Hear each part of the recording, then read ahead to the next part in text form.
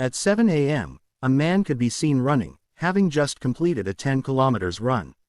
From then until noon, he practiced kendo, delivering 500 head strikes to a dummy.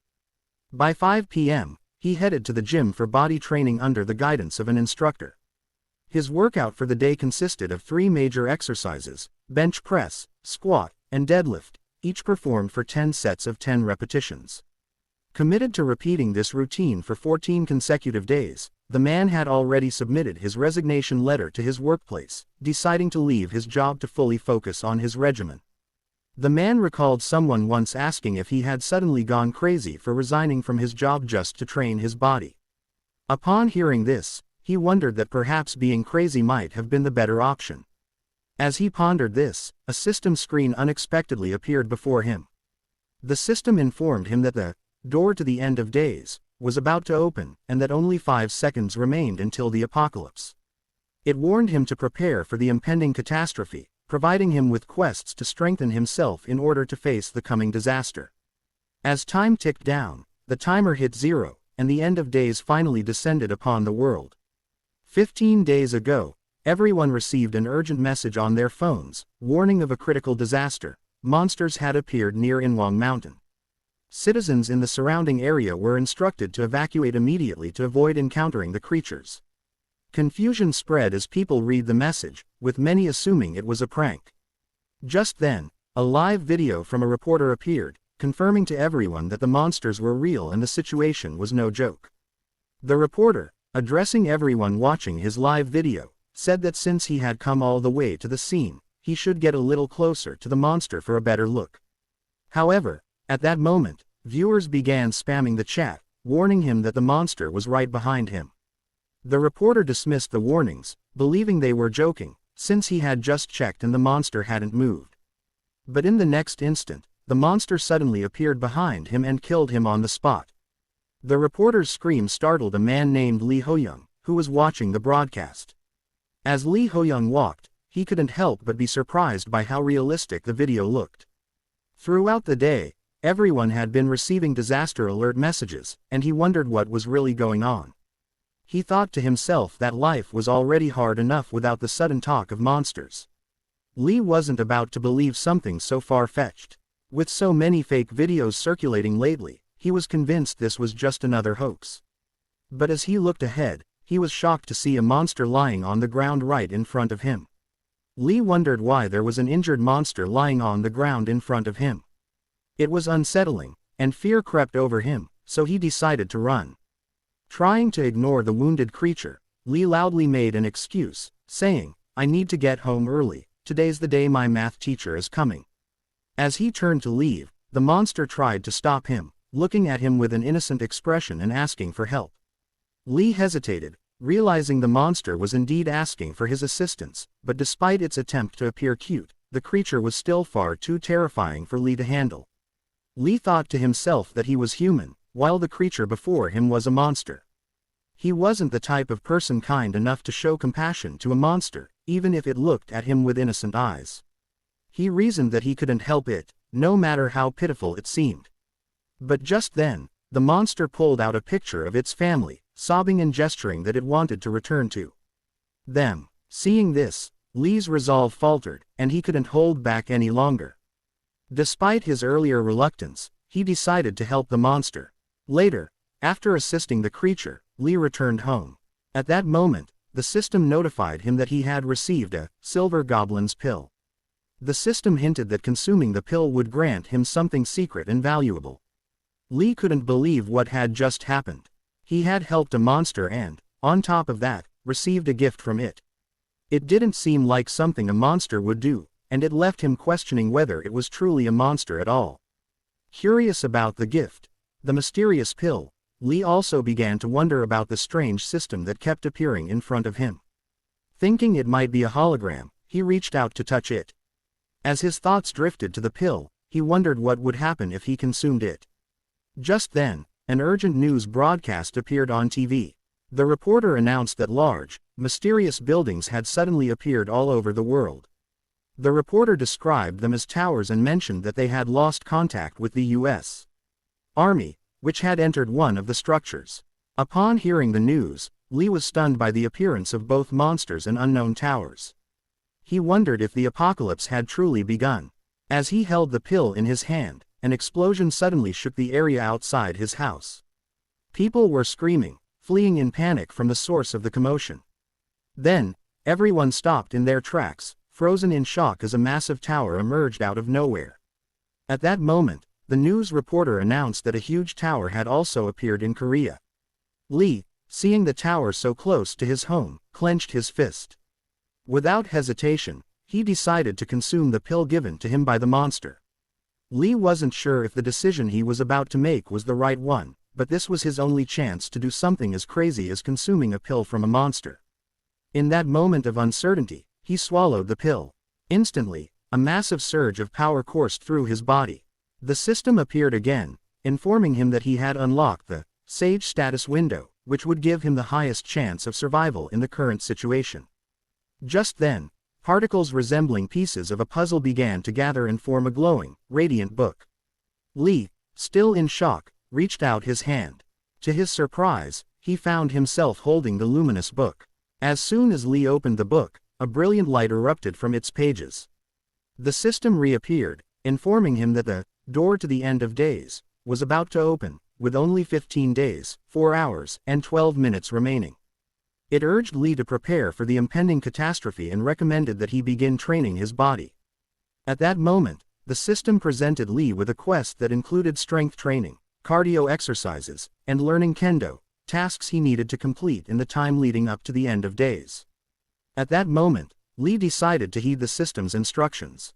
Time passed, and he committed himself to the guide's recommendations. He gave up everything else and devoted the next 15 days solely to training. As the countdown ended, the door of the end opened. Upon seeing the system notification, Lee was surprised. It was quite different from what he had imagined. Suddenly, a blunt sword materialized in front of him, leaving him astonished. The system then announced that the game had officially begun and that it was now time for the tutorial. It also informed Lee that the aptitude test had been completed, and based on its data analysis, he would be assigned the most suitable class for his abilities. The system then announced that Lee had been assigned the class of combat swordsmanship. He was taken aback to receive such a class. Following this, the system instructed him to open his status window for more details. However, when Lee opened it, he was overwhelmed by the sheer volume of information that popped up. There was too much to read at once. As he scanned the status window, he noticed that he was a level 1 swordsman and had a level 1 skill in basic swordsmanship. The status window also displayed his stats: stamina, strength, agility, and sensitivity, all at low levels since he was just starting out at level 1. Lee stood up, picked up his sword, and felt a surge of excitement at being designated a combat swordsman. He realized that this was the moment when everything would truly begin. At that moment, the system displayed a list of objectives he needed to complete. He had to choose at least one of the two options presented.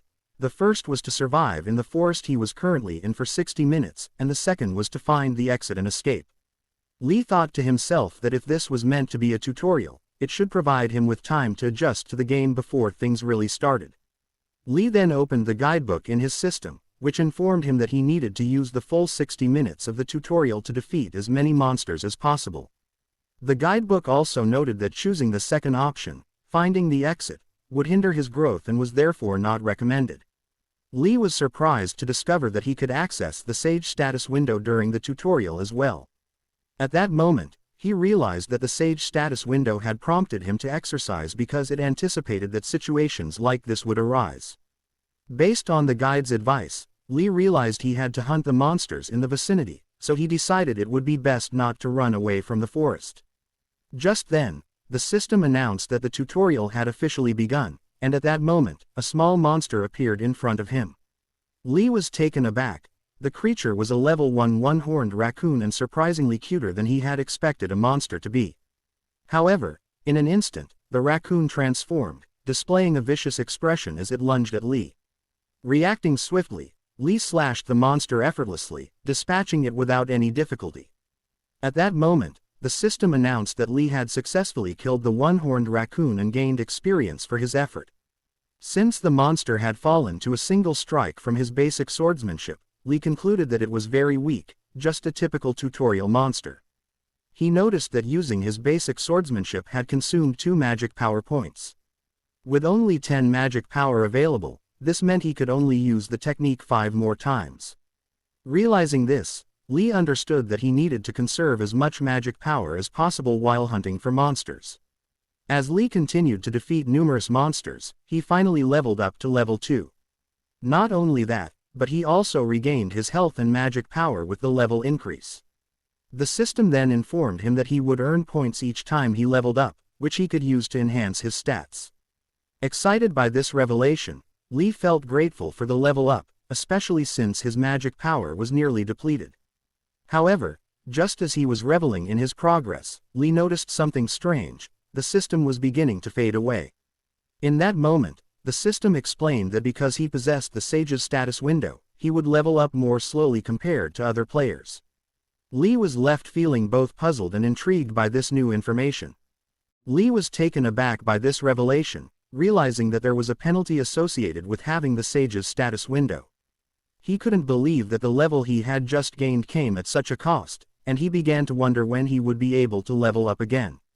Frustrated by what he perceived as an absurd handicap, Lee decided to call upon his status window to display his stats.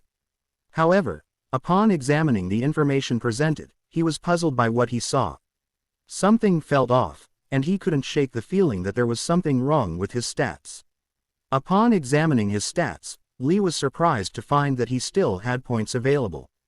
At that moment, he thought to himself that if his assumptions were correct, this wasn't a penalty at all. Rather, it was an overpowered, bug-like ability. Although he had fallen back to level 1 as expected, his remaining points continued to increase. Lee realized that the more he leveled up, the more experience he would need for the next level. He concluded that raising his stats this way would be easier than leveling up through normal means. Determined, he decided to focus on enhancing his stats. As he looked at the options available to him, he saw that he had 4 choices to make.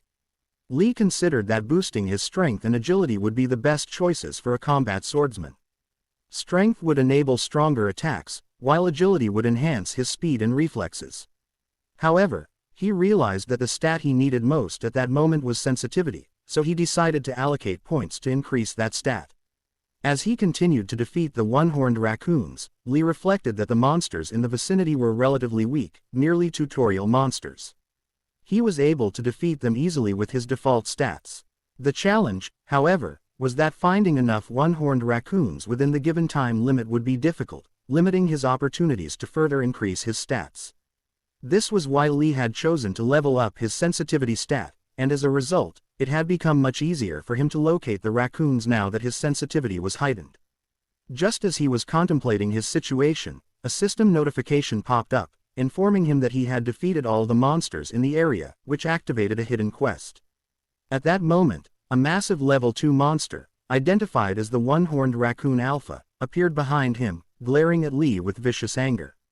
Lee, taken aback, wondered what kind of formidable creature stood before him.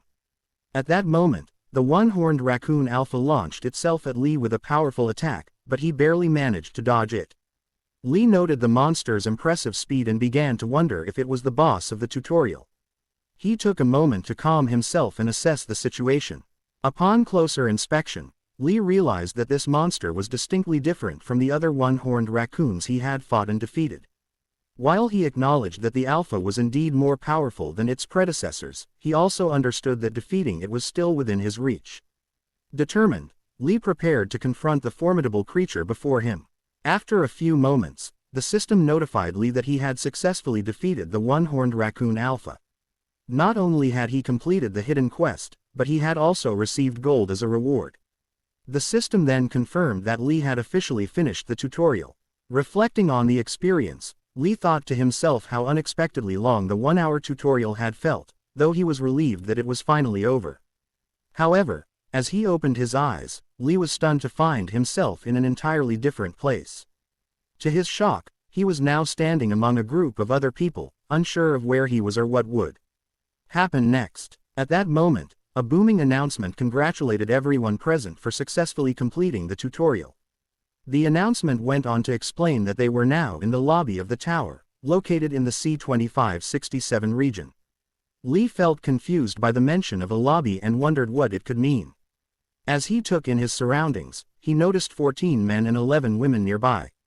Curiosity sparked within him. He began to wonder if they had also completed the same tutorial and had been transported here just like him. Lee observed the situation and noticed that most of the people around him were in a state of panic. He thought it was understandable. After all, the entire world had changed in just a day. Reflecting on the chaos, he realized that if he hadn't known beforehand about the impending apocalypse, he too would likely be caught up in the fear. Determined to stay composed, Lee reminded himself that he needed to focus on surviving this ordeal. Just then, a woman spoke up, asking where they were. Before anyone could respond, a small figure approached and explained that they were in the tower known as the Tower of the End. As the woman looked down, she was taken aback to see a talking rabbit answering her question. The rabbit introduced itself, stating that its name was Kumkum and that it was the manager of the lower floor of the tower. Everyone gasped in disbelief, bombarding it with questions about how it had appeared out of nowhere. Some wondered if it was a child in a rabbit suit, while others asked if it was responsible for bringing everyone to the tower. Kumkum sighed, thinking to itself that such reactions were entirely normal for newcomers. Amid the commotion, Lee stepped forward and addressed Kumkum directly, expressing his desire to know one thing. If this was truly the end of the world, what were all the people supposed to do now? Kumkum, hearing Lee's question, nodded and replied that it was indeed an excellent inquiry. Kumkum then smiled menacingly and informed everyone present that all 22 players in the lobby of the tower would be participating in a life-or-death game.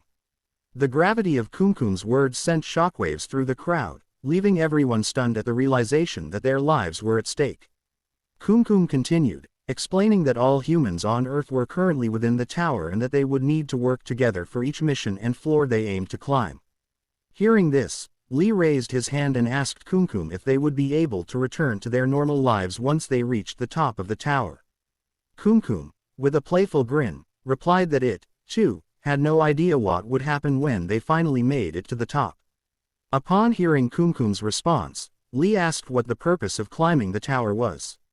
Kumkum replied that there was no need to search for meaning in such matters, Lee simply had to do what he was told. The rabbit ominously added that only death awaited those who refused to climb the tower, mentioning that a significant number of people had already perished during the tutorials. At that moment, panic washed over Lee as he realized the grim reality of the situation. He had not considered that people could actually die, and even though it was just a tutorial, he knew there were many who might have struggled to complete it. At that moment, Kumkum spoke up, asking if anyone was willing to try and kill him, explaining that his death was necessary for them to return home. He added that those who assisted him would receive a special reward. The announcement left everyone shocked and confused, while Lee couldn't shake the feeling that it might be a trap. Kumkum didn't seem very strong, but Lee quickly realized that there was no way he could defeat a creature that was level 55. Deciding it was best to stay back and observe for now, Lee hesitated. Just then, the system notification popped up, instructing him that he needed to help Kumkum, the lower floor manager, get home. Lee contemplated how he would assist Kumkum in reaching home and whether it was acceptable to attack him.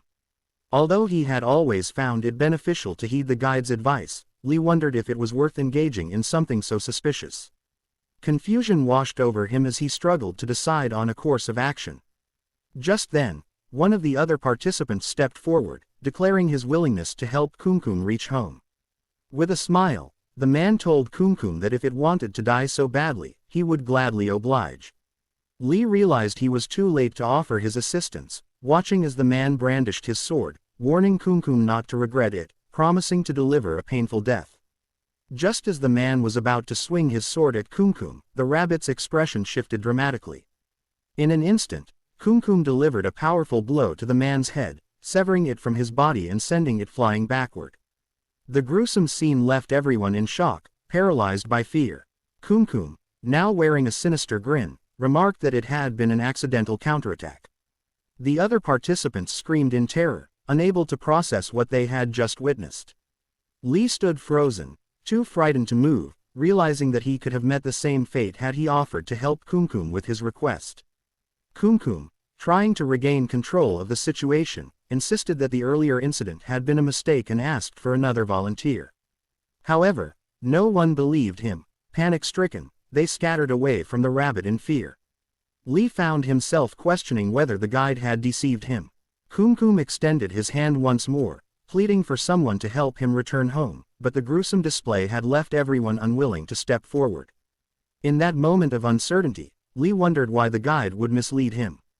He decided to consult the guidebook again and discovered another ability he possessed: the Sage's Eyes, in addition to the Sage's status window.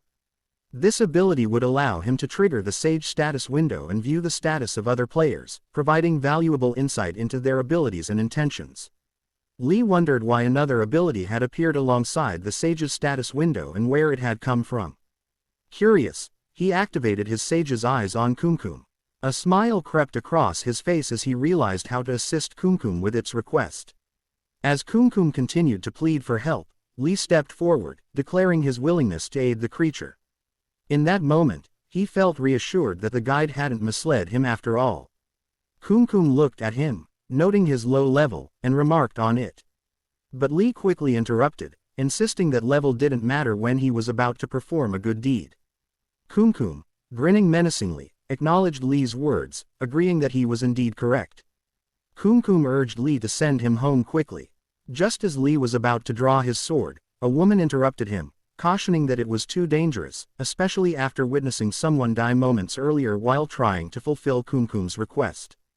The others chimed in, agreeing with her and urging Lee not to act recklessly. However, Lee interrupted them, assuring them it was fine because he had a plan for the situation. He promised that they were about to witness something exciting. Confusion spread among the crowd as they wondered what kind of plan Lee had in mind. At that moment, Kumkum charged at Lee, but Lee remained calm and unafraid.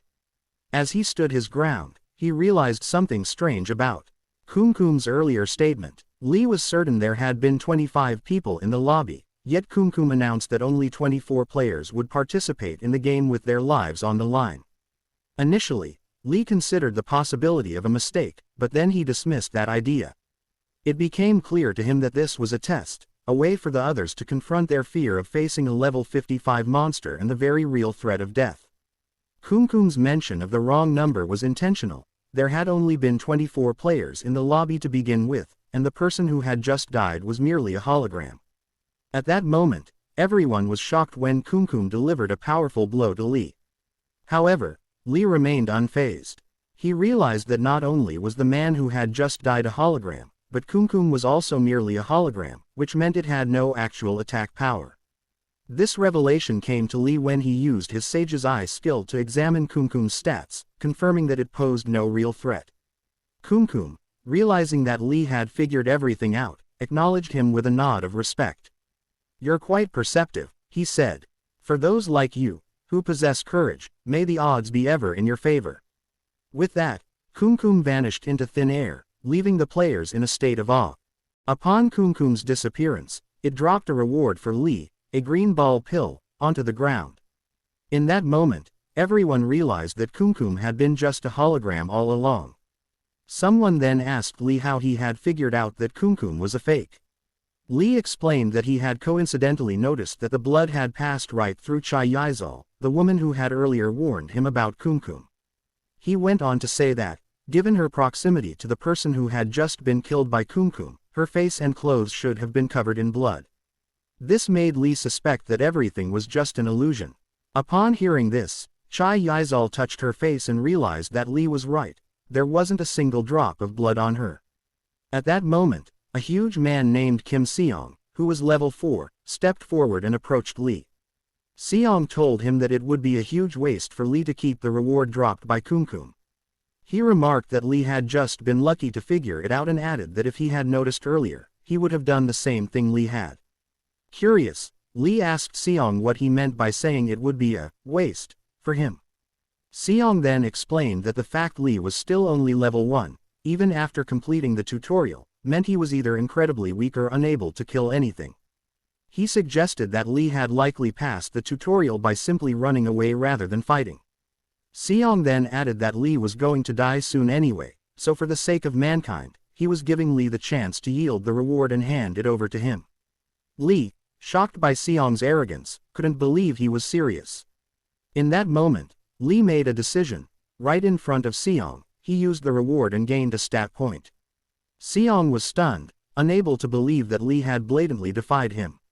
Li then calmly told Xiong that yielding wasn't something he did, and he had no intention of ever yielding to him.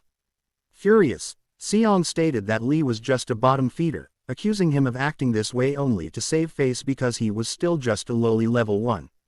In that moment, Li thought to himself that, based on his experience, the wisest course of action would be to avoid people like Xiong. However, he wondered how long he could keep that up.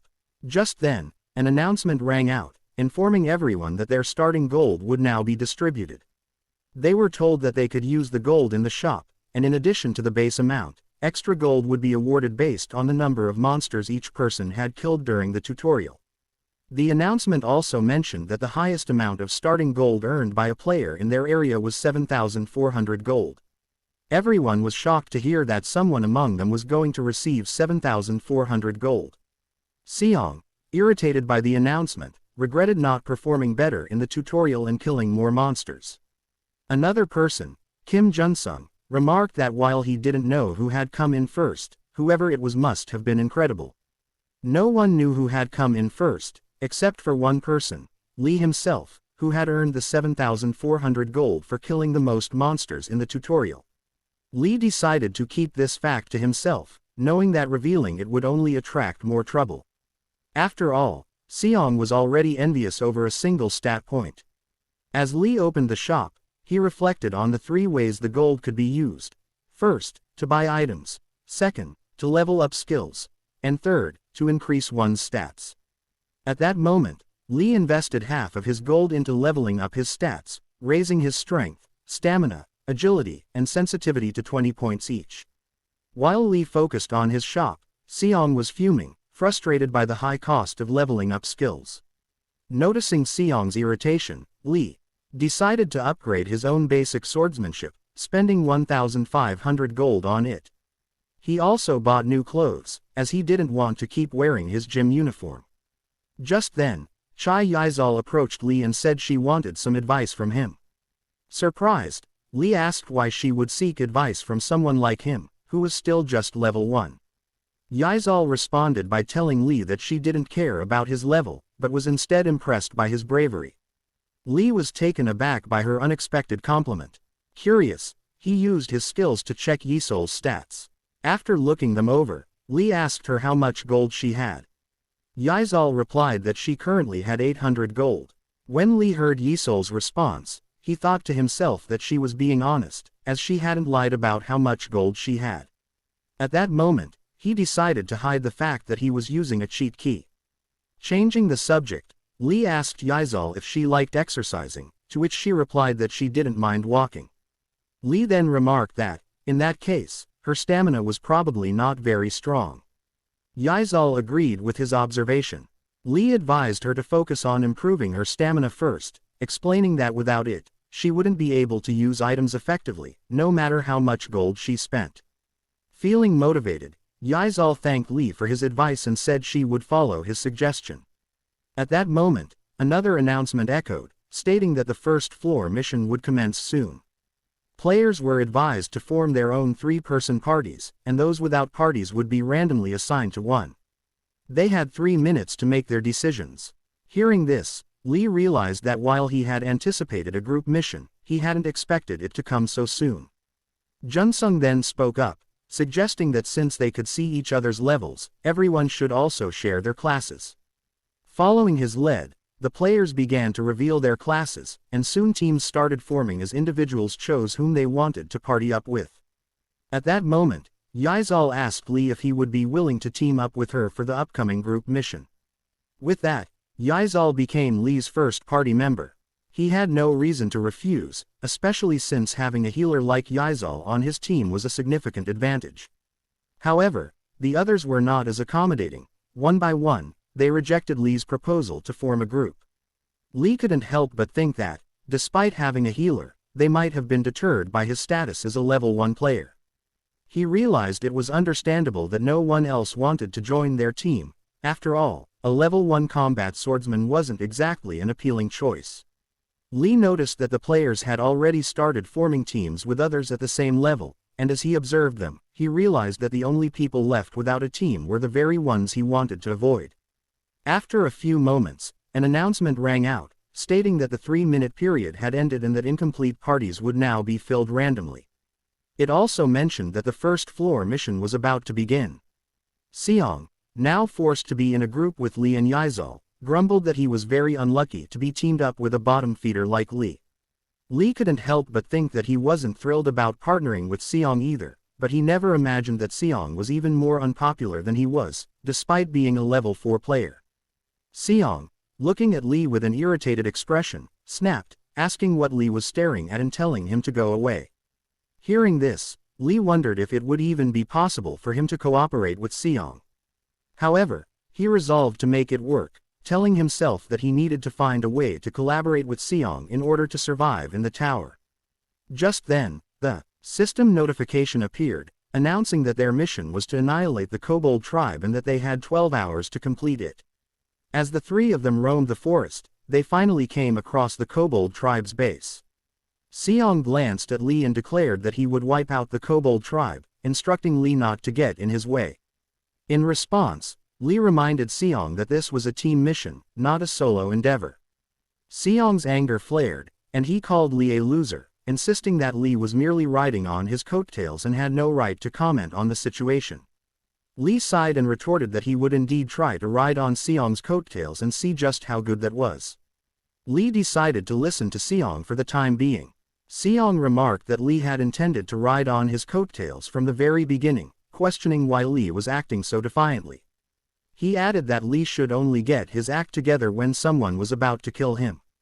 In response, Lee sarcastically thanked Seong for his concern. Meanwhile, Yizal looked worried, wondering if their party would be able to hold it together. As they approached the Kobold tribe's base, Seong complained about the abundance of bugs in the area, while Lee, irritated by Seong's behavior, thought to himself that they needed to complete the mission without any further complications.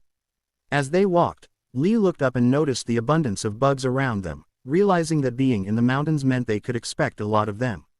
At that moment, Yizal called out to Lee, asking if the kobold monsters were strong. Lee replied that they might be stronger than the one-horned raccoon, but since they were still at level 1, defeating the kobolds should be manageable. He also cautioned Yizal to remain on guard, reminding her that they were in the Tower of the End, where anything could happen. Yizal nodded in agreement, acknowledging the validity of Lee's warning. As they approached a kobold, Lee noticed it was level 5 and observed its muscular build from top to bottom. He was surprised. This kobold was vastly different from the previous monsters they had faced in the tutorial. Yizal also spotted the kobold and remarked that it was clearly stronger than the other monsters, asking Lee what they should do in this situation. Lee suggested they check their surroundings first, as there might be more kobolds hiding nearby. However, just as he was speaking, Seong stepped out into the open, accusing Lee of hiding instead of confronting the monsters. He charged at the kobold and delivered a powerful blow to its head. Lee and Yizal were shocked to see Seong step out into the open and confront the kobold directly without any plan. While Seong's blow did connect, it failed to inflict significant damage on the creature, which glared at him with fury. Undeterred, Seong launched a flurry of attacks against the kobold. Lee couldn't believe Seong would charge in and fight the monster so recklessly. He hadn't expected Seong to be this stubborn. As Lee pondered the situation, Yizal announced that she would also help Seong by healing him during the fight. Lee felt a sense of relief that no other kobolds were nearby, otherwise, they could have been in serious trouble. As Lee observed the fight between Seong and the kobold, he recognized that Seong was putting his level to good use. With Yisol's healing support, Seong might even be able to defeat the kobold on his own. However, Lee was surprised at how low the damage from Seong's attacks was compared to his strength, leading him to wonder if the kobold had some hidden weakness. He decided to consult his guidebook for assistance. Upon checking, he discovered that kobolds were passive monsters and would only attack when provoked. Reading this, Lee realized that Seong had stirred the hornet's nest for no reason. Trying to focus on the positives, Li thought that capturing a few kobolds for research purposes was still worthwhile, so their confrontation wasn't entirely unproductive. Just then, as he continued to flip through the guidebook, he stumbled upon information that could aid them in their fight against the kobold. At that moment, Seong activated his level 1 skill, Stone Fist, and aimed a punch at the kobold. However, he missed and instead struck a nearby tree, which broke and fell right on the head of another kobold, this one level 6 and stronger than the one Seong was currently fighting. Regret washed over Seong as he realized the consequences of his actions. As the newly angered kobold charged at him, he felt a wave of panic. He was about to be in serious trouble. Turning to Li for help, Seong was frustrated to find that Li was no longer there. He thought to himself that Li might have run away out of fear. Just then, the kobold swung at Seong, but fortunately, Yizal was able to block the attack and assist him. However, as she tried to warn Seong to be more careful, she accidentally slipped and fell to the ground. In that precarious moment, the kobold prepared to deliver a powerful strike toward Yizal. Believing it was all over for her, Yizal braced for impact. But at that instant, Li rushed in from behind, hurling an unusual-looking fruit into the air. He deftly sliced the fruit, releasing its juice onto his sword just as he swung at the kobold. The blade connected, dealing massive damage and instantly killing the creature. In that moment, a notification from the system appeared, confirming to Li that he had successfully eliminated a level 6 kobold. Both Seong and Yizal were taken aback to see that Li had managed to kill the kobold with a single slash of his sword. Li smiled, realizing that he had discovered something important. While the bugs feasted on the fruits growing on the trees, the kobolds had left the fruits untouched. This struck Li as odd. Curious, he opened his guidebook to learn more about the fruit he had just used. To his surprise, he discovered it was a poison apple. The guidebook also noted that kobolds were particularly vulnerable to poison. It advised Li to gather these fruits from the mountains and use them strategically in his battles against the kobolds. Li realized that the key to completing the level 1 mission was to use the fruits against the kobolds. Seong, irritated by the outcome, watched silently.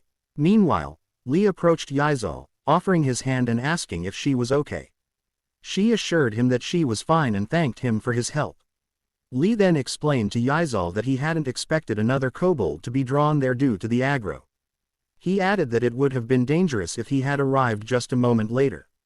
Yizal told Li that, regardless, he had arrived just in time to help her, and she was grateful for his assistance in such a dangerous situation. She then asked him where he had disappeared to. Before Li could respond, Seong interrupted, angrily labeling Li a free rider. He accused Li of hiding in a corner during the danger and only swooping in to steal the final hit on the kobold after Seong had already landed several blows.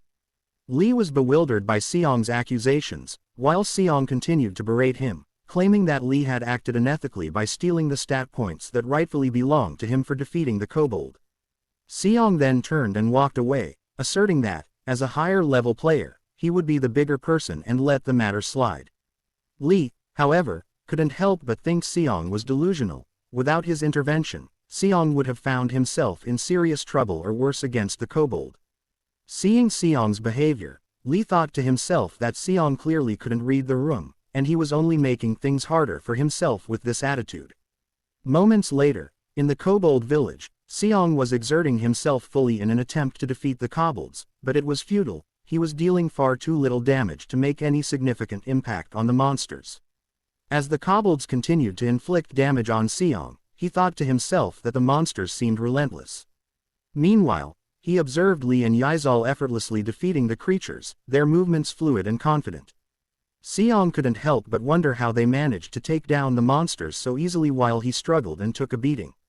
With each passing moment, as he endured more blows from the kobolds, Seong's injuries worsened, and he eventually found himself on the ground, crying and begging for help. Overwhelmed by the pain and desperation, he pleaded for someone to rescue him from this dire situation, unable to endure it any longer. Just then, as Seong was crying, he felt the relentless beating stop. Looking up, he saw that the kobolds that had been attacking him were now dead, slain by Li and Yizal. Li approached Seong, extended his hand, and said with a grin that he had taken over the coattail ride in Seong's place for a little while. He then playfully asked Seong how the ride was now that he was in charge.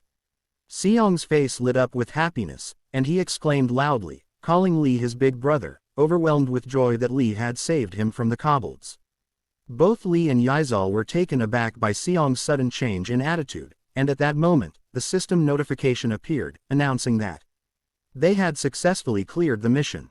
A few moments later, the three of them returned to the lobby. As Seong reflected on his earlier actions, he regretted having bowed to Lee and declared that he would serve him from that point on. It irked him to think that he had referred to a newbie like Lee as, Sir. Seong glanced at Lee with irritation, especially since Lee was only level 2 while he had already reached level 8, and yet, it was Seong who had been saved by him. He worried about the consequences if this information got out, but Seong, determined to uphold his pride as a man, resolved not to back down from his earlier words. His irritation began to resurface once again. Lee, meanwhile, observed Seong making strange faces and thought that he might need to go to the restroom. Yizal, scanning her surroundings, noticed that the lobby was empty, leading her to conclude that they might be the first ones to complete the mission. Lee chimed in, noting that it seemed they had indeed finished the mission faster than anyone else, thanks to their fortunate discovery of the kobolds' weakness, which had allowed them to defeat the monsters with ease. Seong, taken aback, couldn't believe that they were in first place and had finished the mission ahead of everyone else. At that moment, Yizal told Lee that it wasn't luck but rather his keen observational skills that had allowed them to be the first to complete the mission. She added that she would never have thought to use the poison from the fruits against the kobolds. Lee acknowledged this, saying that without Yisol's support, it would have been much harder for him to handle the monsters. As he spoke, other groups of players began emerging from the gate after completing their missions. Lee remarked to the two of them that it looked like the other parties were returning as well. He wondered if those parties belonged to Junsung and Junho and speculated that they might have discovered the poisonous apples, too. Lee felt a bit of concern, hoping that the other parties would make it back to the lobby safely. At that moment, one player announced that another party had made it back alive and successfully completed the mission. As they observed the returning players, Yizal asked about the third member of their party, noting that only 2 had emerged from the gate. The player, tears in their eyes, responded that those 2 were the only ones who had made it out alive. Just then, an announcement echoed through the lobby, declaring that the first level mission had been completed by all the parties. Upon hearing this, Yizal shouted that there was still someone unaccounted for from the gate. The announcement was repeated, confirming that a total of 6 parties had returned alive, while 8 players had failed to make it back. Lee was shocked upon hearing this announcement. He had anticipated that it would be difficult for everyone to return alive, but he was taken aback to learn that 8 people had already perished in the first level. Lee wondered how many more would die before they reached the top. The announcement continued, stating that the calculation for the level 1 mission would now begin and that the parties who had returned whole, as well as those who had cleared the first level first, would each receive 100 gold. At that moment, Lee realized he had earned 2,000 gold from both bonuses. Although this amount was somewhat lacking compared to the tutorial rewards, gold represented a form of insurance for Lee's future survival, and he felt a sense of satisfaction at receiving it. At that moment, Lee thought to himself that he needed to save as much gold as possible. While he was deep in thought, he heard a voice asking which group had been the first to complete the mission. Lee realized he had to reveal this information, especially since the party that returned second already knew that he and his team had been the first. However, just as he was about to speak up, Seong stepped forward and proudly announced that their team had completed the level 1 mission first. Seong boasted that it was an obvious outcome, claiming that he and his team had always expected to be the frontrunners. He then told the other players not to be disheartened by their loss. Everyone was taken aback to learn that Seong's party had been the first to complete the mission. Seong, noticing their astonishment, questioned why they couldn't believe it and implied they were just jealous for not securing first place. The others clarified that their disbelief wasn't rooted in jealousy but rather in the fact that Lee, who was only level 2, was part of their team. They looked at Lee with disdain, pointing out that he had received 2,000 gold for essentially doing nothing, warning him not to get too carried away. As the crowd continued to criticize him, Lee began to feel increasingly bothered by their remarks. Just as Yizal was about to speak up and explain that their victory was thanks to Lee, he quickly interrupted her, assuring her it was fine. He pointed out that the others wouldn't listen to their explanation anyway. Instead, Lee resolved to demonstrate his worth through actions, believing that mere words wouldn't convince them. At that moment, Junsung stepped in, urging everyone to calm down and reminding them that they needed to prioritize their survival over petty arguments. At that moment, Kim Junsung, already at level 8 and an archer, was one of the highest level players in the region. Seo Junho, also level 8 but a combat swordsman, echoed Junsung's sentiment, emphasizing the importance of moving forward. He added that they must continue to push on in honor of those who had lost their lives. Everyone felt motivated by Junsung and Junho's words, rallying together as they shouted to shake off their despair and prepare for the challenges ahead. Just then, the blue flames illuminating the lobby flickered out, replaced by ominous red flames. An announcement echoed through the area, warning everyone present of an impending danger. Confusion swept over the crowd as they tried to grasp what was happening. At that moment, an announcement was made informing everyone that the survival rate for the first level of Region C2567 was below average. As a result, a penalty mission was being enforced. The news left everyone confused and shocked, realizing they were about to face a penalty mission. Just then, another announcement followed, declaring that the death mission would soon commence. The announcement continued, instructing the players to silently choose one candidate in their minds, with the individual receiving the most votes being selected for the death mission. They were given 5 minutes to decide. The players were stunned by this revelation. It was also declared that failing to choose someone would result in an automatic vote for themselves. In that moment, everyone understood that being chosen meant certain death. As panic spread and everyone scrambled to decide who they would choose for the death mission, Yizal stepped forward and suggested that if they all voted for themselves, no one would have to take on the mission. Someone immediately challenged her, pointing out that there was still a possibility they could all end up doing the death mission if no one was selected. Another player interjected, saying this wasn't the time for arguing, as time was running out.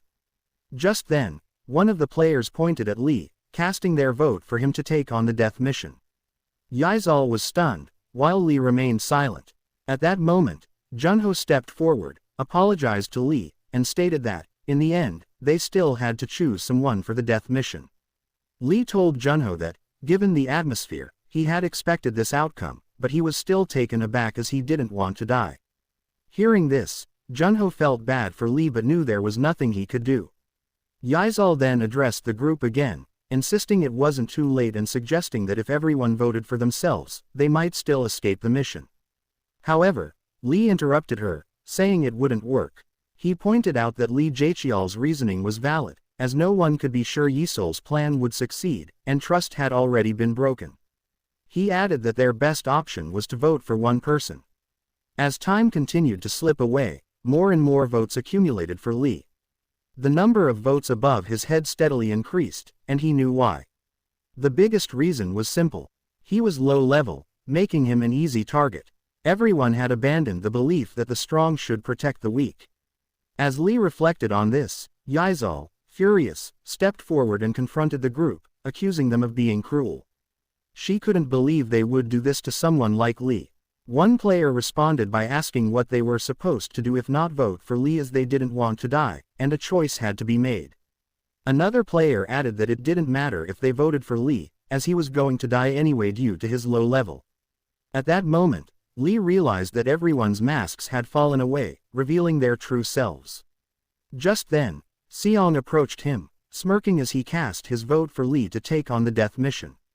In that instant, Lee understood. It was a harsh reminder that the end of the world had truly arrived.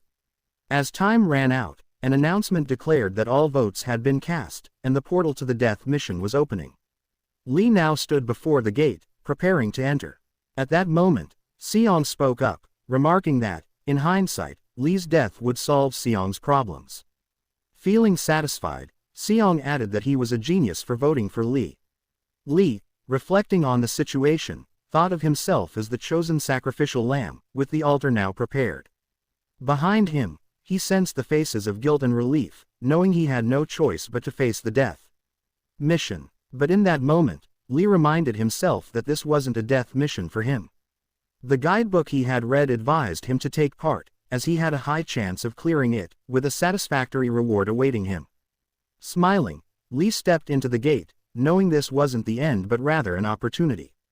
A short while later, back in the lobby, Yizal sat on the ground near Seong, looking depressed and worried about Lee. Junsung approached her and asked if she was all right, adding that, though their time together was brief, they had all watched each other's backs. He expressed regret over parting with Lee in this way. Seong interrupted Junsung, saying there was no reason to feel regret because Lee had gotten what he deserved. Confused, Junsung asked Seong what he meant by that. Seong then explained that Lee, being a low-level player, had only tried to benefit from Seong while they were in the same group, and that Lee had been carried by him the entire time. Hearing this, Yizal challenged Seong, pointing out that it was thanks to Lee's abilities that they had been able to complete the first mission so easily. Seong shouted at Yizal, insisting that Lee had no real abilities and had merely gotten lucky. He claimed that Lee had only delivered the final blow to the monster after Seong had already weakened it. Yizal was taken aback by Seong's lies, knowing full well the truth of what had happened. She confronted Seong, asking if what he said was genuinely true, as she distinctly remembered Lee saving Seong when he was on the verge of dying. In that moment, Seong found himself unable to respond to Yizal. Seong began to reconsider his thoughts and realized that Lee had indeed been responsible for killing most of the monsters. This made him wonder if Lee had a skill that allowed him to conceal his true level. As he contemplated this, Seong grew anxious, questioning whether Lee would actually die in the death mission and hoping that he would make it out alive. Junsung then told the two that he hoped Lee was as capable as Yizal had portrayed him to be, because if he truly was that good, there was a chance he might survive the death mission. With tears in her eyes, Yizal recalled Lee's words, expressing his determination to show everyone that he deserved their respect. Wiping her tears, she assured Junsung that she believed in Lee and that he would return safely. Junsung, upon hearing this, smiled and agreed with Yisol's sentiment. Inside the gate, Lee surveyed his surroundings and noticed that the corpses littering the ground were those of the kobolds he had killed earlier. This sight sent a shiver down his spine, making him feel uneasy. Shifting his focus, Lee opened his guidebook, reminding himself that he would have voted for himself if things hadn't gone in his favor. He reassured himself that it was fortunate everything seemed to be going his way, though he felt a twinge of annoyance at Seong. After all, Seong had acted friendly during their first mission but had betrayed Lee without hesitation as soon as the opportunity arose. At that moment, the system informed Lee that the Kobold tribe's hunting group had returned, and the death mission was about to begin. His objective was to kill the chieftain and the enraged hunting group, furious over the deaths of their tribesmen. The chieftain, a level 12 kobold, let out a deafening roar, directing its fury at Lee. Immediately, the rest of the kobolds charged at him, determined to finish him off. However, Lee already knew their weakness and like the others, the chieftain was vulnerable to poison. He planned to fully exploit this advantage. As Lee faced the charging kobolds and the level 12 chieftain boss, he realized it would be nearly impossible for any other player to complete this mission. In a similar situation, most players would have accepted their fate, but this time it was different as he was the one confronting these monsters, and he had no qualms about facing them. Dousing his sword with poison from the apple, Lee swiftly slashed through each kobold that charged at him, taking them down with ease. With all the side characters defeated, he knew that the only opponent left to face was the chieftain boss of the kobolds. Lee charged toward the chieftain boss, eager to test how this formidable opponent would fare against him. As he swung his sword at the chieftain, he was taken aback when the chieftain managed to block the attack. Lee was surprised by this turn of events, realizing that the chieftain had minimized the impact by retreating at the moment of contact. Just as he was contemplating the boss's impressive skills, the chieftain suddenly turned and fled. Lee was astonished that the chieftain boss was running away from him. As Lee chased after the chieftain boss, who was fleeing in panic, he felt disappointed that a boss monster could be so weak. He mused that this would all be over soon. As he swung his sword, he began to think that the death mission might actually be a bonus stage anyone could clear. Just as he was about to deliver the final blow, his sword suddenly couldn't pierce the chieftain's body anymore, leaving Li bewildered by the unexpected turn of events. At that moment, the chieftain turned to face the full moon, and something within it awakened. With newfound strength, the chieftain unleashed a powerful attack, slashing at Li's right shoulder. In the lobby, Seong stood proudly, declaring that since they could do nothing about someone who was already dead, he would carry everyone to the remaining floors. Yizal, however, ignored Seong's words and focused on praying for Li's safe return. Seong, noticing her indifference, grew annoyed and told Yizal that Li was already dead, making her prayers pointless. Yizal, furious at Seong's callousness, retorted that even in a world like this, he should at least have some conscience. Seong was taken aback by Yisol's response. She then asked him what he would do if Li managed to return safely. However, Seong interrupted her, asserting that there was no way Li could survive the death mission. As Yizal and Seong argued, Yizal suddenly noticed someone emerging from the portal of the gate. When everyone turned to look, they were shocked to see that it was none other than Li. Junsung stood in disbelief at Li's appearance, while Junho beamed with joy at the sight of him alive. At that moment, an announcement echoed through the lobby, informing everyone that the player Li, who had participated in the death mission, had returned alive. With a smile, Li assured everyone that he had made it back safely. A few moments earlier, Li had been slashed across the chest by the chieftain and was on the verge of death, with very little health remaining. He realized he needed to stop the bleeding while also delivering one decisive blow to end the chieftain's life, but he didn't know how to achieve that. As the chieftain launched a powerful attack at Li, he managed to dodge it, albeit with great difficulty. At that moment, Li had a sudden realization. He thought that while a sword might not be able to cut through a wall, a nail could pierce it. He recognized that he had been viewing the sword solely as a slashing weapon, but he could also use it to attack the monster in various ways. At that moment, Li decided to try something new. He thought about using the momentum of the monster as it rushed toward him, combined with his own weight, to pierce through the monster's body. As the chieftain delivered a powerful attack, Li concentrated all his strength at one point. Utilizing both the monster's momentum and his own, he successfully pierced through the chieftain's body, ending its life.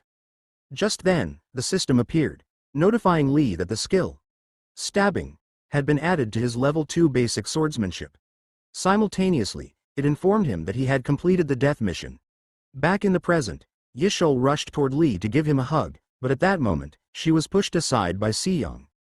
In a panic at seeing Li alive, Seong embraced him and expressed his faith that Li would return safely. Both Li and Yishol were taken aback by Seong's behavior. Seong, terrified yet relieved, thought that no mere death mission could prevent Li, the strongest in the universe, from coming back.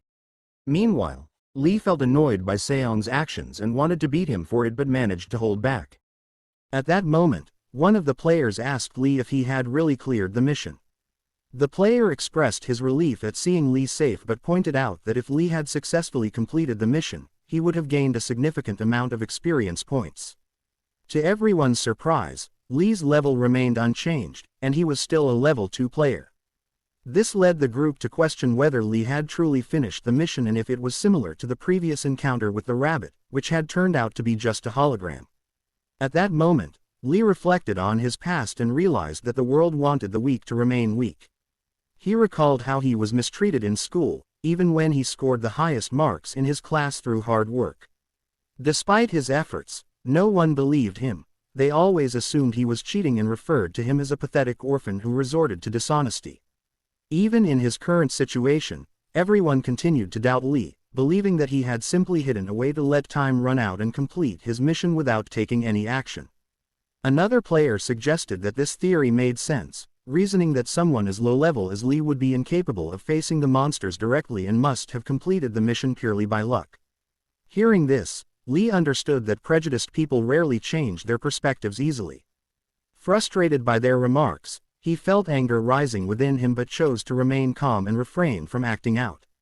Just as Li was about to speak, Yizal intervened, urging everyone to stop speaking thoughtlessly. She reminded them that they should no longer doubt Li's skills, as he had already demonstrated his abilities by surviving the death mission. As Li watched Yizal, Seong stepped in, asserting that she was right. He further emphasized that not only had they failed to hold a celebration for Lee's glorious return as the strongest in the universe, but they had also dared to ruin the mood. Seong declared that they had lost their minds by doing so. Lee looked at Seong in confusion, questioning his intentions and thinking that Seong seemed the craziest among everyone present. Despite this feeling, Lee couldn't help but smile, reassured that there were still people standing in his favor. Lee thought to himself that he needed everyone to survive in the tower, regardless of their opinions about him. To accomplish this, he realized he needed to show them something convincing. He then spoke up, stating that he had something to demonstrate. At that moment, Lee drew a red sword known as the Indomitable Sword, which was classified as rare and boasted an attack power of plus 15%. Everyone was surprised to see that Lee possessed a rare ranked sword with such impressive attack power, considering it a cheat key. Junsung expressed his astonishment, noting that Lee had managed to keep the poison apple and commenting that Lee was as extraordinary as Yizal had claimed. Lee, however, modestly replied that he was just lucky. Junsung remarked that the valuable item Lee had acquired was far more significant than mere survival experience, serving as crucial help for their survival. However, Lee reminded them that they had nearly driven him to his death, causing a wave of panic among the group. Junho then stepped forward, agreeing with Lee's assertion. He explained that he had initially justified their decision to send Lee into the death mission, believing it was unavoidable. However, he recognized it was pure selfishness to think it was acceptable as long as it wasn't him facing the danger. Junho pointed out that despite knowing that voting for Lee, the player with the lowest level, essentially targeted him, they had still thrown Lee into a deadly situation for their own self-preservation. Juno bowed his head towards Lee and sincerely apologized for what he and the others had done. With tears in his eyes, he expressed how truly glad he was that Lee had managed to return alive. As Lee observed Junho's humble apology, another player, Seo Yoonjin, interrupted, telling Junho that he didn't need to go this far since someone had to face the mission anyway. She added that Lee had come back alive with a rare item, so everything turned out fine in the end. Junho, hearing Yoonjin's words, was furious and questioned how she could speak to Lee that way. Junho told Yoonjin that she should at least feel a slight sense of guilt towards Lee. Yoonjin smiled and reminded Junho that he had no right to say that to her since he had also voted for Lee to face the death mission. At that moment, Lee intervened and explained that he had brought up their actions not to reprimand them but to prevent such situations from recurring. He pointed out that during the death mission voting, the tower was trying to divide them, provoking distrust and causing conflicts, likely enjoying their path to ruin. Everyone was shocked to hear that, and at that moment, Lee added that he believed his return from the death mission was an opportunity for them. He explained that he had already proven their actions could defy the tower's intentions, so they needed to work together. Upon hearing this, Junsung asked Lee if he had a plan for the future.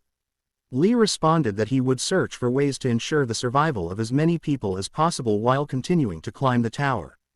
He emphasized that they would all ascend together, and someday, when they reached the top, they would be able to return to their normal lives. Everyone, upon hearing Lee's words, agreed and felt motivated to climb the tower and face the dangers together. Yizal emphasized that to achieve this, everyone present would need to join hands and work together, which received unanimous agreement. Junho was impressed by Lee, recognizing him as a generous man for expressing such sentiments despite having been betrayed by them all. He reflected that they should not have judged Lee based on something as trivial as his level. Just then, Kumkum arrived and interrupted them, stating that it was unfortunate that their next mission would be a survival game. Everyone was taken aback to see Kumkum, as they had assumed he had left. One player speculated that he had returned to grant them stat points once again. Lee then asked Kumkum what he meant by a survival game. Kumkum explained that the level 2 mission would involve the 15 players present in the lobby, turning it into a battle royale. Everyone was taken aback by this revelation. Sensing their shock, Kumkum reassured them that since the mission was low level, it would only be a mild challenge, so they need not worry too much and should cheer up. He then proceeded to explain the rules. In the level 2 mission, there would be 16 players along with 16 doppelgangers, making a total of 32 participants, and their objective to clear the mission was to eliminate all the doppelgangers.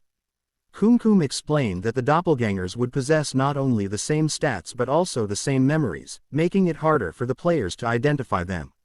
He then emphasized that the most crucial rule was rule number 3, there would be no reward for killing a doppelganger. However, Kumkum added that if a player managed to kill another player, they would receive stat points and gold as a reward for their actions. Kumkum explained that this mission presented an opportunity for them to increase their levels. However, everyone disagreed with him, feeling that he was essentially encouraging them to kill each other.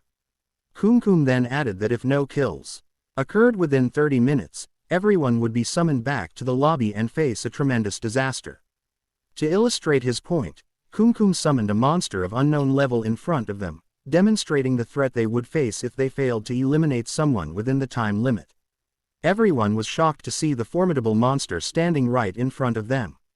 At that moment, the monster launched a massive attack toward the players, who managed to dodge it. However, the attack left them speechless and filled with fear, as even a single strike from the monster posed a disaster-level threat that could end their lives at any moment. Everyone was terrified as they faced the formidable creature. One player struggled to comprehend that they were expected to confront such a monster, especially after barely passing the first floor. Panic engulfed the group, leaving them unsure of what to do. Lee realized that the situation was dire. With everyone in a state of panic, it would be even more challenging for them to work together. At that moment, the monster unleashed a powerful punch toward one of the players, who was frozen in fear and unsure of how to react. Just in time, Lee intervened and saved the player from the impending blow. The player expressed gratitude for Lee's timely rescue, but Lee found himself wondering why the monster was attacking them before the second-level mission had even begun. In that instant, Lee realized that the monster was acting intentionally, putting on a show to ensure they all took the upcoming mission seriously. At that moment, Lee realized that this was just a glimpse of what lay ahead. The monster was not merely trying to intimidate them. However, just as he was processing this thought, the monster unleashed a powerful attack that sent 3 players flying through the air, injuring them in the process. Confused by the turn of events, Lee struggled to grasp the situation. As the remaining players launched their attacks, it became clear that their efforts were futile. Their strikes were too weak to inflict any damage on the monster. No matter how many times they hit it, the monster remained unharmed. Frustrated, Lee felt that this incident had been meant for show, only to discover that the monster was genuinely trying to kill them before the mission even began. At that moment, Yizal informed Lee that she was running low on mana and would soon be unable to heal the injured players.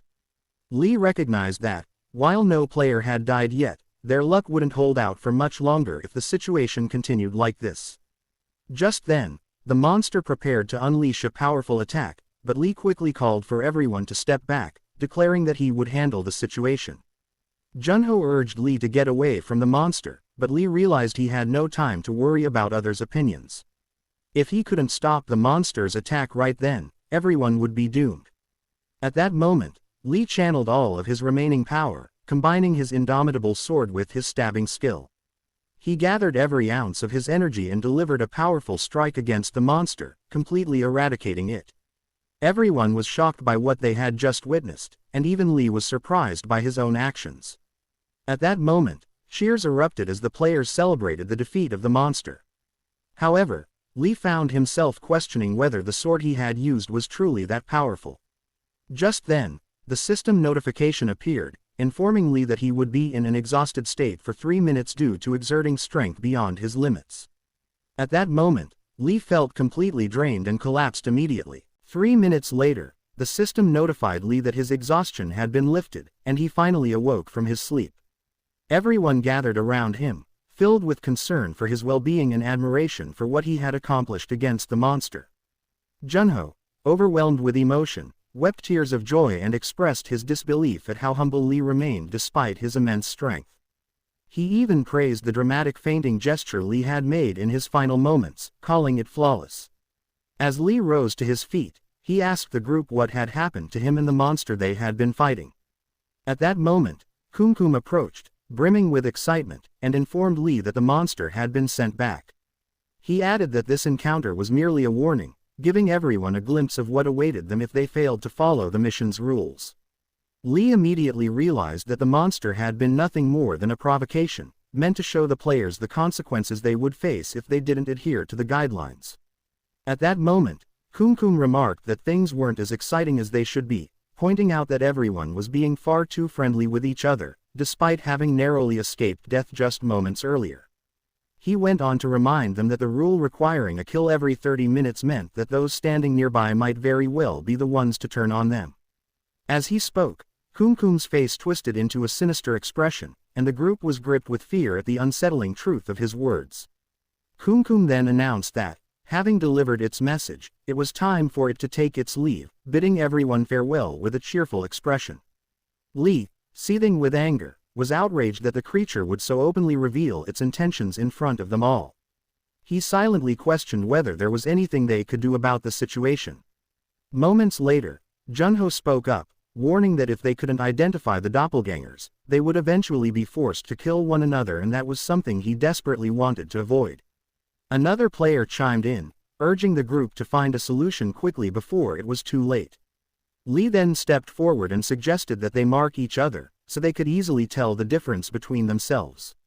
One player, hearing this, pointed out that it was said the doppelgangers shared memories, raising the question of how they would deal with that. After some careful thought, Lee spoke up again, telling the group that he had an idea that could help them complete the mission. Curious, everyone asked what it was. Lee confidently responded that he would be the one to handle killing the doppelgangers. Everyone was stunned by Lee's bold declaration. He continued, explaining that they should all remain inactive and gather at the highest point on the second floor. He added that if anyone other than him attempted to kill, they should assume that person was a doppelganger and unite to defeat them. A player named On Sachang, who was at level 9, questioned if that was Lee's entire plan. Yoonjin then spoke up, acknowledging Lee's impressive skill despite being a lower-level player, but expressed confusion as to why they should follow his plan without question. After hearing Yoonjin's doubts, Lee asked if she remembered what Kumkum had told them earlier. He reminded her that Kumkum had mentioned there was no reward for killing a doppelganger, but players who killed each other would gain stats and gold. Lee then explained that while the instructions seemed to focus on defeating the doppelgangers, the tower's real intention was to push them into killing one another. He expressed his frustration, saying he no longer wanted to be manipulated by the tower, and believed this was the best course of action. Yoonjin questioned how that could be the best solution, but before she could continue, Junsung interrupted and voiced his agreement with Lee's plan. Junsung told the group that by following Lee's plan, they could minimize the damage they might suffer. Yoonjin was surprised by his support. Junsung then added that since Lee had taken on the responsibility of killing the doppelgangers, it likely meant he had a way to distinguish between players and doppelgangers. He said this while looking at Lee seriously. Lee smiled and confirmed that he did have a method to tell them apart. Moments later, an announcement echoed through the area, signaling the start of the second-floor mission. The players were given 30 minutes to kill at least one person. Lee glanced at his guidebook, which notified him that he was the first player to reach a certain stat level in sensitivity. As a reward for this achievement, he received a new skill called Impeccable Senses, which would help him identify the doppelgangers.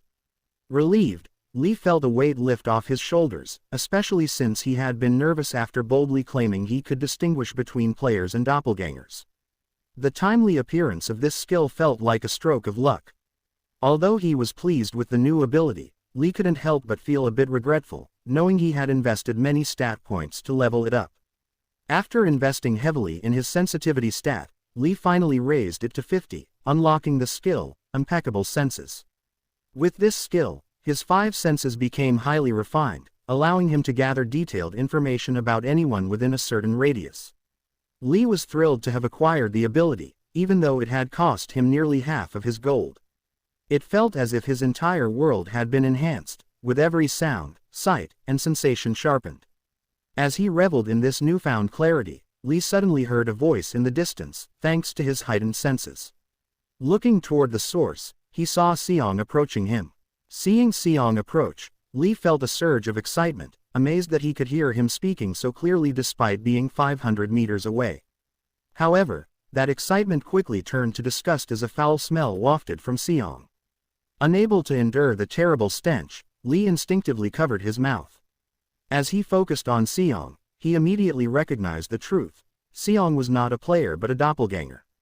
As Seong walked, he couldn't believe that Lee had asked everyone to gather at the top without taking any action. Despite being the one who suggested it, Seong thought the plan was still too reckless. He lamented his dislike for climbing mountains, but just then, Lee approached him. Seong instinctively hid behind a tree, but Lee smiled and pointed out that Seong was a big guy, making it unrealistic to think he could hide effectively behind such a small tree.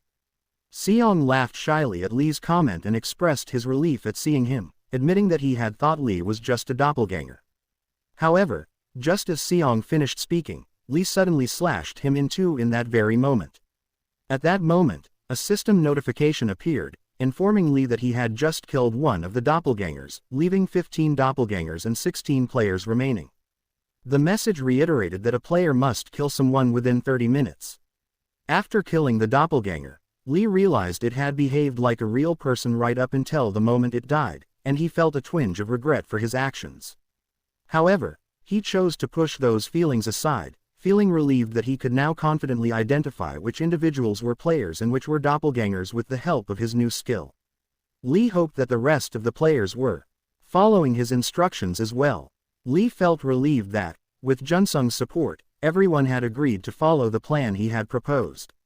However, a sense of worry lingered in his mind, as he knew that anything could happen in real time.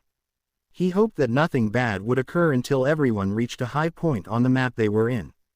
Just then, as Lee contemplated the other players, a system notification appeared, informing him that one of the players had died. Lee was shocked by the news he had just received. Lee was stunned that a player had already died in such a short time. He wondered whether the doppelgangers had begun killing players or if another player had committed the act. Curiosity gnawed at him as he tried to identify the culprit responsible for the death. Realizing there was no way to determine what had happened in that moment, Lee began to run hurriedly, knowing he needed to find the killer as quickly as possible. Lee climbed a tall tree, feeling frustrated that as soon as he killed a doppelganger, another player had died immediately afterward. He wondered where the real killer could be.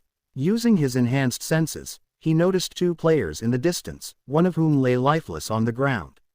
As he observed the standing figure, Lee realized it was the doppelganger. Determined, he decided to approach it to deliver the killing blow.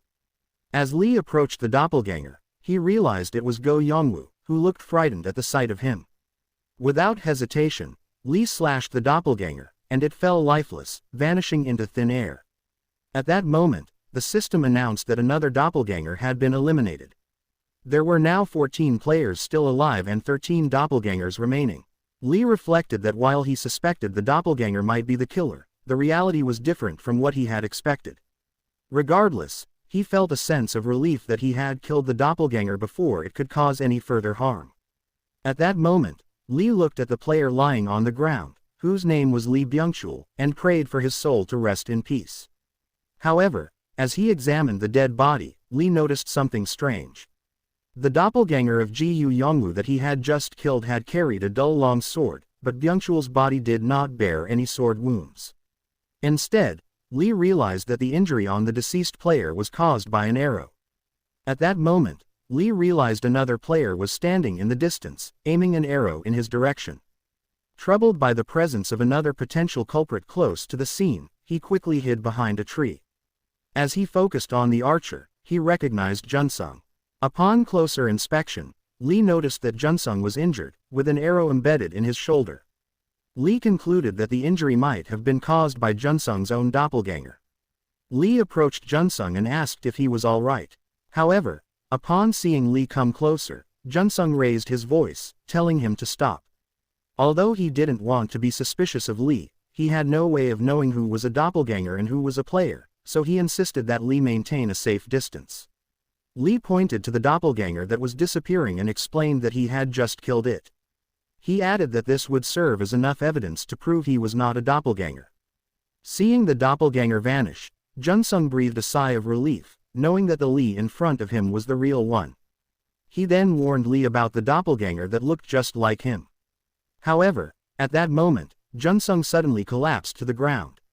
Lee was shocked and rushed over to check on him. A few moments later, as Lee helped Junsung move, Junsung apologized, expressing regret for letting the doppelganger escape. He admitted that, if he had acted differently, the other players might not have died and apologized for the trouble he had caused everyone. Junsung then added that the thought of another person who looked like him going around harming others was horrifying. However, Lee reassured Junsung, telling him not to worry about that. He emphasized that they were all victims of the tower and needed to focus on escaping alive. At that moment, Lee heard two people approaching, and soon after, Junho and Yizal called out to him. Yizal, relieved to see both Lee and Junsung safe, expressed her worry upon hearing that a player had died. Junho echoed her concern, stating that he was also worried and couldn't believe that two players had already lost their lives. Yizal asked Junsung if he was hurt and offered to help him heal his wounds. However, Lee abruptly released Junsung and warned him to stay away, revealing that both Junho and Yizal standing in front of them were doppelgangers.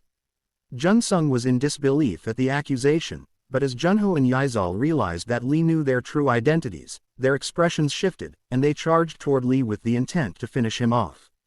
Junho, wearing a menacing smile, told Lee that he was saddened to think that Lee still held a grudge regarding the death mission. He added that he had believed Lee to be a big-hearted person. As the two were locked in combat, Junsung shouted to Lee, saying he would handle the doppelganger that took the form of Yizal while Lee focused on Junho.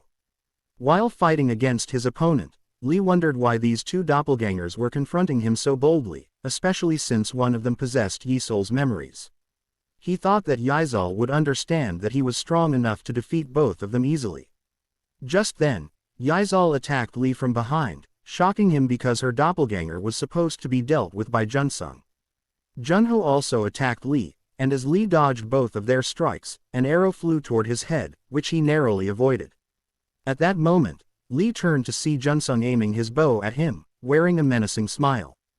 Junsung then remarked that it was a pity Lee had managed to evade the attack because he believed he had Lee in checkmate. Kim Junsung, age 35, was an archer whose previous occupation had been a fisherman in Wanyang, and his hobby was human fishing. At that moment, Junsung admitted he had unintentionally spoken in dialect due to his excitement, forgetting to conceal his true personality. Junsung, gazing at Lee, asked him what emotions he was experiencing at that moment, inquiring if he felt betrayed, futile, or deceived, all while laughing menacingly. In response, Lee chuckled and told Junsung that he had been wondering when he would reveal his true colors, adding that Junsung was crazier than he had initially thought. Junsung, upon hearing this, asked Lee if he was implying that he had known all along about the backstab.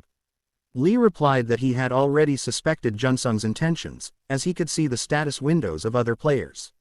Noticing that Junsung's stats had significantly increased, Lee realized that Junsung had murdered the other two players and received gold and stats for those kills. Junsung, upon hearing Lee's words, remarked that Lee was becoming more interesting as time passed and asked if Lee had received the favor of the tower, expressing his jealousy. Lee then urged Junsung to skip the small talk and questioned him about his motives. Lee asked whether Junsung desired gold and stats so desperately that he would resort to killing others. In response, Junsung stated that he didn't need a reason. In a beautiful world like this, killing people came without penalties and instead brought rewards. He questioned why he should refrain from killing when it benefited him, and at that moment, Junsung shot an arrow toward Lee. At that moment, Lee wondered if there had been a situation that led Junsung to behave this way, but he realized he had been mistaken about him. Fueled by this revelation, Lee charged toward Junsung. He considered that Junsung had merely worn a mask, holding back until now, revealing himself to be a murderous psychopath. While charging at Junsung, Lee skillfully dodged all the attacks from the doppelgangers, but managing to fend off all three of them at once proved to be a challenge, forcing him to retreat for a moment. Lee, assessing his situation, recognized that the team he was facing comprised the best close combatant and healer in the area, along with a ranged attacker stronger than both. He realized this combination left him with no openings, making it difficult to deal with them. Lee then remarked to Junsung that he didn't understand how Junsung managed to convince the two doppelgangers, but it seemed he had prepared extensively. Junsung replied that to achieve a big catch, significant preparation was necessary. He added that he had expected Lee to go down much easier, but was surprised to discover how tough Lee truly was. Junsung smiled menacingly and told Lee that it was fortunate Lee could hold out against them, as it would allow Junsung to enjoy watching Lee struggle painfully until he ultimately perished. Junsung then commanded the two doppelgangers to raise the nets, signaling that it was time to catch their prey. At that moment, the two doppelgangers charged at Lee while Junsung released 3 arrows from his bow. Lee activated his impeccable senses, becoming more focused than ever. Lee thought to himself that the team he faced was undoubtedly an exceptionally well-balanced party. As he checked their stats, he noted that all 3 opponents were incredibly strong. However, Lee reminded himself that overwhelming strength meant little against a skilled opponent. At that moment, he swiftly killed the 2 doppelgangers. The system then notified Lee that 2 doppelgangers had died. Seeing this, Lee slowly approached Junsung, who was now panicking at the turn of events. Junsung, witnessing Lee's approach, fell to his knees, crying, and begged Lee to spare his life, expressing his fear of dying. Junsung then confessed that he had become obsessed with the rewards and had lost control for a moment, growing impatient after witnessing Lee's exceptional skills. He acknowledged that this impatience had caused him to cross a line he should never have crossed. Junsung begged Lee to spare his life just this once. However, as Lee drew closer, Junsung quickly pulled out one of his arrows and swung it at Lee. Lee easily deflected the attack and, in that instant, swung his sword, cutting Junsung in half. As Junsung died, he realized that he had caught a fish too big for him to handle, and in that moment, his life came to an end. The system then informed Lee that a player had died, leaving 13 players still alive and 11 doppelgangers remaining. In that moment, Lee regretted having to kill a living human. However, the system then popped up again, revealing that the player who had taken on the challenge of becoming the star player had died, and Lee would now have the opportunity to become the star killer in their place. Lee was shocked by this revelation. The system also explained that if Lee ultimately became the star killer, he would receive tremendous benefits. At that moment, a mysterious being appeared in front of Lee, extending her hand, while the system prompted him with a question about taking up the challenge. Lee was taken aback by the surreal scene unfolding before him. The system informed Lee that if he accepted the challenge to become the star killer, he would receive a boost to his stats along with the support of the doppelgangers. Lee took a moment to calm down and realized that this was the reason Junsung had been able to command the doppelgangers. Setting that aside, Lee examined the benefits of becoming a star killer and was astonished by what he would receive. He discovered that by taking on the role of a star killer, he would gain legendary rank equipment, a legendary rank skill, a rapid increase in stat points, and an exclusive star killer trait. Lee was astonished by how incredibly good the benefits were. He thought about how, although he disliked the idea of killing doppelgangers, he was able to cut through them because he knew they were not human. He also recognized that he would encounter more situations where he had to fight actual humans, including the possibility of facing another challenger aiming to become a star killer. This challenger might even be the real future star killer. Tempted by the benefits, Lee took a moment to reflect and ultimately decided to refuse the offer. He reminded himself, while recalling Junsung, that he did not want to become a crazed psychopath like him. At that moment, as he turned away, Lee noticed the other players waving at him from a distance, and he felt a bit of happiness seeing them. However, his mood quickly shifted when he spotted the ugly face of Seong, who was acting cute and playfully asking Lee why he was late. This interaction made Lee reconsider his decision, and he thought to himself, while trying to hold on to his resolve, that perhaps it would be a good idea to turn into a crazed psychopath since he could hardly bear to see Seong's expression. After a few moments, Lee addressed everyone, commending them for their successful gathering. He acknowledged that it must have been challenging to follow his proposal and expressed his gratitude for their cooperation. One player, standing next to his doppelganger, then inquired about their next steps now that they were assembled and asked Lee if he could truly identify the doppelgangers. Lee then assured them that he could indeed differentiate the real players from the doppelgangers. Just as he was speaking, another voice interrupted, expressing gratitude for everyone's adherence to his instructions. Upon hearing that voice, Lee instantly recognized it as his doppelganger. The others were taken aback by the sight of 2 Lees and were left bewildered about which one to trust. One player then asked if Lee had anticipated this situation as well. At that moment, Lee realized that things had become complicated, which was why he had wanted to eliminate his own doppelganger before arriving at the location. However, his plan had been disrupted by an unexpected variable, Junsung. Lee then reflected that he was now engaged in a chess match against his doppelganger. One player remarked that he was unaware of the current situation and requested that Lee explain what was happening. The player also inquired whether Lee had killed the previous doppelgangers and asked for the identities of the deceased.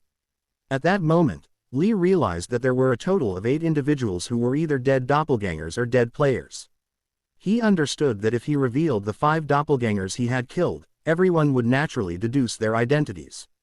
Lee then realized that if he could prove this fact, he would be able to demonstrate that he was a player. However, there was a complication. Both he and the doppelganger were fully aware of the identities of the deceased doppelgangers. In an unexpected turn, both Lee and the doppelganger mentioned the names simultaneously, leaving everyone even more confused about which Lee was the real one. At that moment, Lee felt dissatisfied that the situation had come to this. At that moment, Lee's doppelganger urged everyone to think carefully about the situation. He explained that Seong and Yizal were in Lee's party on the first floor and had built a strong trust among themselves. Lee's doppelganger also mentioned that he was the first to discover them and had eliminated all the other doppelgangers. He then posed the question of how likely such an event could be. In that moment, Lee realized that his doppelganger had made the first move to convince everyone that he was the real Lee. One player then questioned whether this was a trick to put Lee at an advantage. Another player argued that the trick was too obvious, but a third player pointed out that there was no guarantee it wasn't possible. Lee's doppelganger then raised his voice, stating that if what the other Lee had said was true, it meant that Junsung standing nearby was the doppelganger, implying that the other Lee had killed the real Junsung himself. Lee's doppelganger declared that Junsung was the highest level among them, a true leader who inspired courage during the toughest times. He argued that it was impossible to imagine someone like Junsung dying and added that even if the Lee standing beside him was the real one, none of them could trust someone who had just killed Junsung. The group was deeply shaken by the doppelganger's words. Sensing the growing unease among them, he allowed a sinister smile to creep across his face. Inwardly, he admitted he had no idea how the real Junsung had died, but he could see the momentum shifting in his favor. Lee's doppelganger thought to himself that the only task remaining was to solidify his position. Seizing the moment, he accused Lee of being too impatient in trying to sway others to his side and mockingly referred to him as the doppelganger. Lee was caught off guard by this sudden turn of events, but before he could respond, Yoonjin shouted, declaring there was nothing more to discuss and urging everyone to attack the fake Lee and eliminate the rest of the doppelgangers. Seong, however, immediately objected, saying such reckless accusations were absurd and warning that her logic would imply he was a fake as well, which he was not. Yizal intervened, cautioning against jumping to conclusions based on only one perspective. Junho supported Yisol's stance, emphasizing the need for caution. Yoonjin, growing frustrated, argued that there was no time for such deliberation, as a massive disaster was only minutes away. Amid the chaos, Lee reflected on the unexpected turn of events, thinking that praising his doppelganger was almost like praising himself. He acknowledged that his doppelganger had made the best possible move in the current situation. Resolving to act, Lee stepped forward and admitted to everyone that the doppelganger was correct. He was the one who had killed Junsung. The doppelganger, caught off guard, questioned if Lee had given up and expressed disappointment, saying he had expected more resistance. However, Lee knew something the doppelganger did not. Junsung had been a traitor who had been killing players from the very beginning. With that thought fueling his resolve, Lee surged forward and slashed across Junsung's doppelganger's chest in a decisive strike. As Lee slashed Junsung, he declared to everyone that the real Junsung had been a traitor. The doppelganger, stunned by Lee's actions, shouted in anger, demanding to know what Lee was doing and accusing him of acting recklessly now that he had run out of words. Junho, hearing Lee's statement about Junsung, was puzzled and questioned why Lee would accuse Junsung of being a traitor. Junho began to piece things together, realizing that if his suspicions were correct, the one who had just attacked Junsung was indeed the real Lee. He also recognized that by gathering everyone in one place, Lee had already shifted the odds in the player's favor. When a doppelganger killed someone, their true nature was immediately exposed, making it impossible for the doppelgangers to act recklessly in the current situation. Junho also considered that if Lee could identify the doppelganger, he could easily prove himself as the real Lee by eliminating one of them. Yet, he remained confused about why Lee had claimed Junsung was a traitor. Unable to hold back, he raised his voice and asked Lee if Junsung had killed humans. Lee, hearing the question, confirmed Junho's suspicions and explained that Junsung had been a demon hiding behind the mask of a good person, concealing his true nature and patiently biding his time. Yunji, upon hearing this, was overcome with anger. To her, Junsung had always been a trusted ally who had supported her throughout their time together. Enraged by Lee's accusations, she confronted him, demanding to know how he could dare insult Junsung in such a way. In her fury, she swung her sword at Lee, declaring that she would never forgive him for what he had said. As Yunji spoke, she was suddenly struck by an arrow in her back. Shocked and betrayed, she turned to see that the attacker was none other than Junsung, the person she had trusted the most. Collapsing to the ground, she succumbed to her injuries as the system announced that a player had died, reducing the number of players to 12 and leaving 11 doppelgangers. The unexpected turn of events left everyone stunned. Even Lee was momentarily taken aback, having not anticipated that Junsung's doppelganger would still have the strength to act after being slashed. Junsung's doppelganger erupted into a fit of laughter, reveling in the chaos and declaring that the expressions of shock and betrayal were exactly what he had hoped to see. Before he could gloat further, Sechang struck from behind, delivering a swift and decisive attack that killed the doppelganger instantly. The system immediately announced that a doppelganger had died, further shifting the tension among the group. Sechang apologized to Lee for doubting him and asked what they should do next. Lee was taken aback by Sechang's sudden trust, while the other players were still reeling from the revelation that Junsung had truly been a doppelganger.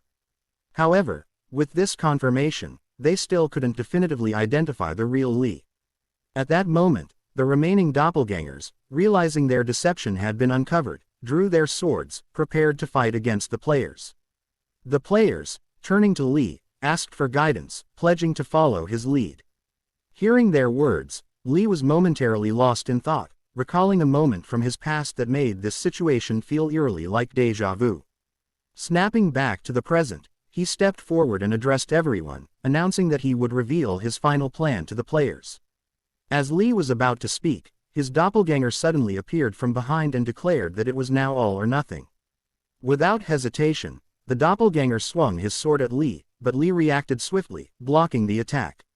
While clashing with his doppelganger, Lee defiantly stated that he would take all the gold the doppelganger had amassed and use it to raise his own stats.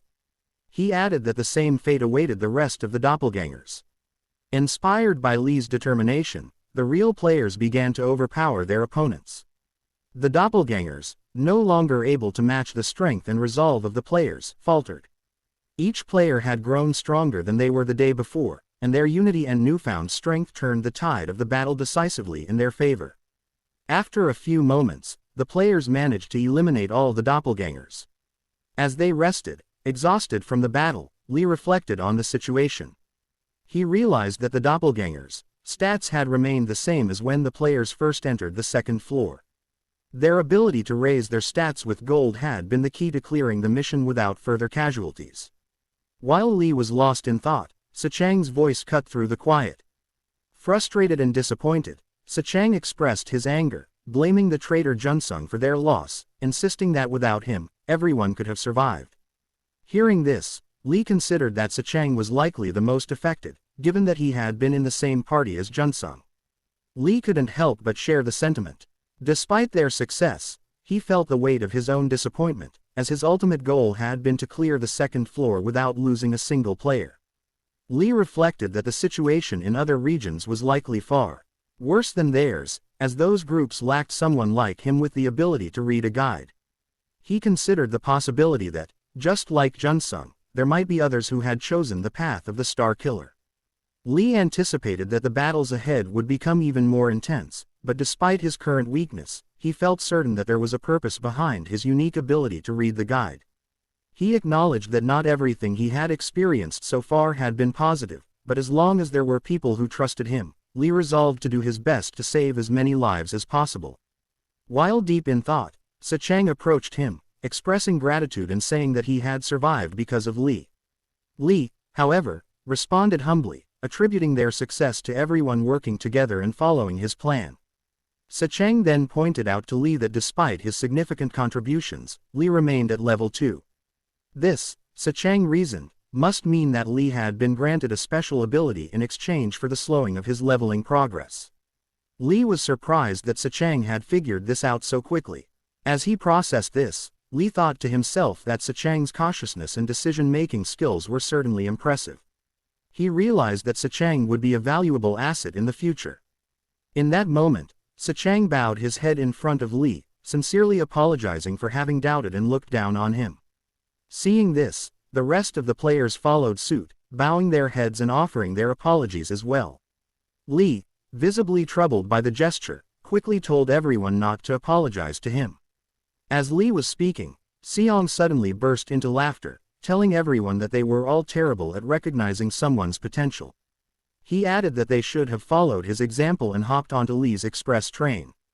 Just as Seong spoke, Yizal stepped forward, asserting that she had been the first to recognize how extraordinary Li was. Junho, with tears in his eyes, also joined the conversation, offering his heartfelt apology to Li once again. Li, hearing all of this, began to feel increasingly troubled and irritated by the attention.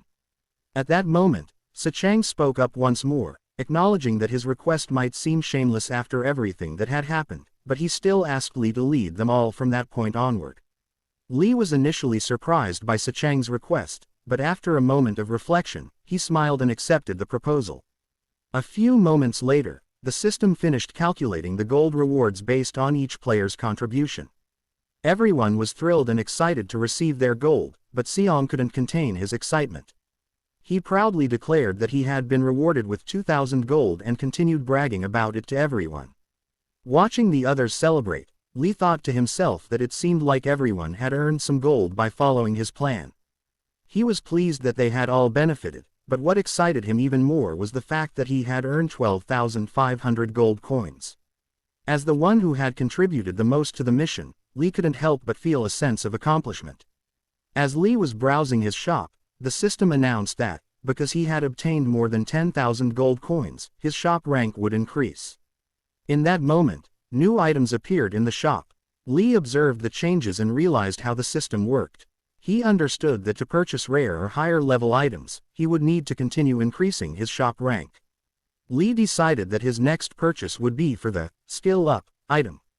As he did so, his skill up increased to level 3, and his basic swordsmanship also leveled up. Upon seeing this, Li reflected on the past when he had unknowingly used a higher level of swordsmanship but had fainted shortly afterward. Now, though, he thought that being able to access such a powerful skill for just 5,000 gold coins seemed like an incredibly cheap price to pay for such strength. After a few moments, Li finished his shopping. As he was about to leave, he saw Yizal and immediately gave her 1,200 gold coins. Yizal was taken aback by this gesture and asked Li why he had given her the gold. Li simply told her that she could keep the coins. He then explained that when they fought the kobolds and the doppelgangers, it would have been much harder for them to win without Yisol's help. Li added that in a place where they were forced to take the lives of others to survive, the fact that they could still laugh, rely on each other, and help others was all thanks to her. Touched by Li's words, Yizal felt tears welling up in her eyes. With her voice trembling, she promised Li that she would become stronger so that she could help others even more. In that moment, her healing hand skill leveled up. At that moment, Li handed 200 gold coins to Seong. Seong, confused by the gesture, looked at Li, who told him to stop doing weird things and to keep up the good work. As Li said this, he thought to himself that Seong had become quite competent, and with a little help from him, Seong might become even stronger. Li also considered that it was better to avoid having annoying people on his bad side. Just as he was thinking this, a beam of light suddenly shone from Seong. When Li looked back, he saw Seong acting cute, almost on the verge of tears. Seong then declared that Li's wish would be his command from then on. Seeing Seong's exaggerated, cute expression, Li was suddenly filled with frustration. In that moment, he felt the urge to test his level 3 basic swordsmanship on Seong. A few moments later, everyone arrived on the third floor, and the mission for the floor began. The system then announced that the third floor's mission was a siege war. It would be their first time encountering players from other regions. The objective to complete the mission was to bring down the castle and occupy the altar present on the floor. They were given 24 hours to complete the task, but the penalty for failing the mission was not disclosed. After the announcement, each player received a return crystal, a time-limited item that could only be used on the third floor. One of the players asked if they had to kill other people, while another inquired about the purpose of the return crystal.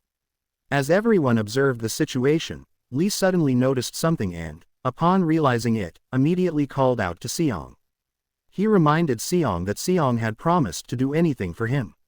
With that, Lee drew his sword, and Seong, seeing this, became terrified. Moments later, Seong was running uphill, muttering to himself that Lee was going too far.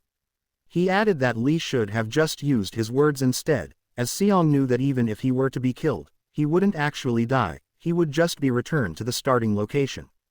Lee had figured this out thanks to the guidebook he possessed, which explained that on the third floor, the return crystal would return a player to the starting location if they were to die. Seong, remembering that Lee had promised him 100 gold coins for doing reconnaissance for the team, felt a surge of motivation. Standing in front of the door, he shouted that he was going to destroy everything on the third floor. With that, Seong began delivering powerful blows to the door, determined to break it open. The system then informed him that with each punch, the castle gate's durability was gradually decreasing. After a few more strikes, Seong delivered a final blow, and the castle gate was finally breached. At that moment, the system alerted him that there were only 2 seconds left before the gate would reset. True to the system's warning, after 2 seconds, the gate restored itself. After entering the castle, Seong thought to himself that there was no way a mere castle gate could withstand his power. As he surveyed his surroundings, he noticed 2 guards on top of the castle wall and, in the distance, around 10 people standing near the altar. Seong then remembered what Lee had told him: he should not kill anyone because the others would figure out the purpose of the return crystal. While Lee had advised him to avoid causing trouble, Seong thought that the people in front of him were nothing more than trash, weak and terrified of him. Determined, he told himself that he would destroy them all. However, before he could act, he was suddenly struck by a powerful attack to the face. Blood began to drip from his wound as he staggered back in shock. Seong, lying on the floor, wondered what had just happened to him. As he looked forward, he saw a person holding a gun aimed directly at him, and in that moment, he died. A few moments later, Seong had returned to the team and shared everything about what had happened. Lee was surprised to hear that someone had a gun, and Seong explained that the gun fired a magic bullet that caused a great deal of pain. Lee, deep in thought, found the situation baffling. A gun was not a weapon that could be obtained at that point in time. Even Sachang, whose class was soldier, didn't have access to such a weapon. But then, Lee considered another possibility. The person with the gun might have obtained it through the benefits of the second floor, where completing the job as a star killer would reward a legendary piece of equipment. Lee, deep in thought about the upcoming tough fight, was interrupted by Yizal, who held his shoulders and reassured him that she had his back. As she spoke, all the other players raised their voices in unison, expressing their support and telling Lee that they were behind him as well. Lee, feeling a surge of happiness at their enthusiasm, nodded and declared that he would now share the plan they would follow. As time passed, night fell, and inside the castle, a man knelt on the floor, on the verge of tears. A woman sat atop him, using him as a chair, while all the other players stood frozen in fear, unable to move or act. Moments later, Lee was no longer near the castle. As he stood there, he reflected on the great benefit he had gained during the second floor's mission: impeccable senses. With this ability, he could spot individuals from a great distance. Using his skill, he observed the 2 guards stationed on top of the castle walls near the gate. As Lee continued scanning the area, Seong suddenly stepped forward and shouted at the guards, declaring that they had met once again. Yizal, noticing this, turned to Lee and expressed concern that if Seong went back there, the enemies would figure out what the return crystals were for. Lee, however, reassured her, explaining that while the enemies might suspect something, they wouldn't be certain. It was more likely they would think that only Seong had the ability to use the return crystal in that way. At that moment, the two guards shot their arrows at Seong, and he was taken by surprise, as the situation was different from the first time he had come. But just as the arrows were about to hit, Lee appeared and sliced them in half. He then turned to Yizal and explained that, since the enemies didn't fully understand how Seong was able to return from the dead, they now had an opportunity to strike. With that, Lee stepped onto Seong's shoulders and launched himself upward toward the guards. As he closed the distance, Lee swiftly slashed them across the chest, causing significant damage. Meanwhile, Junho called out to the group, reminding them that the enemies would eventually figure out how to use the return crystal, especially after the failed attack in the first round. Therefore, it was crucial that they defeat the enemies quickly this time. Seong, seeing the opportunity, shouted for everyone to charge at the castle, urging them to take advantage of this chance. He also mentioned that with just 5 of his stone fists, he could destroy the gate and instructed everyone to follow closely behind him, warning that the gate would close if they were too slow to enter. But just as Seong was about to deliver a powerful blow to the gate, he was shot again through the door by a gun, the bullet striking him directly in the chest. The system then announced that the gate's durability had been destroyed by a single attack and could no longer be restored.